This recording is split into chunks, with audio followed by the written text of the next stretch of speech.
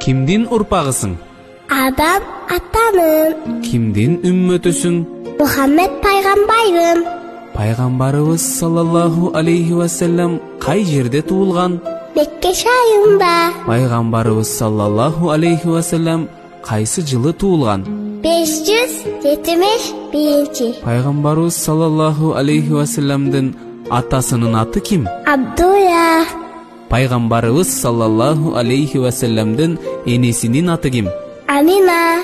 Пайғамбарыбыз саллаллаху алейхи ва саллямдың сүт енесінің аты ким? Халима.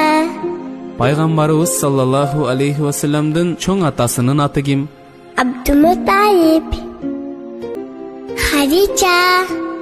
Пайғамбарыбыз Мухаммед саллаллаху алейхи ва саллям қанша жашында үйленді? 25 жашында. Пайғамбарыбыз саллаллаху алейхи ва саллямдың неберелері кимдер? Хасан менен Хусейн. Пайғамбарыбыздың саллаллаху алейхи ва саллямдың Меккелік доору қанша жыл? 13 жыл. Алланың ақырқы елчісіне саллаллаху алейхи ва саллямға қанша жашында пайғамбарлық берілді? 40 жашында.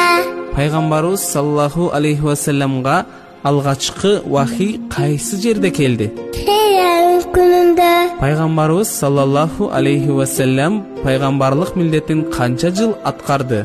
23 жыл. Хижретте пайғамбарыбыз саллаллаху алейхи ва саллямдың жанында ким болды? Абу Бакир. Айрахандан yazı oysun. Ислам тарихында алғач салынған мечит қайсы мечит? Куба мечети. Пайғамбарыбыз саллаллаху алейхи ва саллям Мединада қанша жыл өмір сүрді? 10 жыл. Пайғамбарыбыз саллаллаху алейхи ва саллям қанша жашында қайтыш болды? 63 жашында.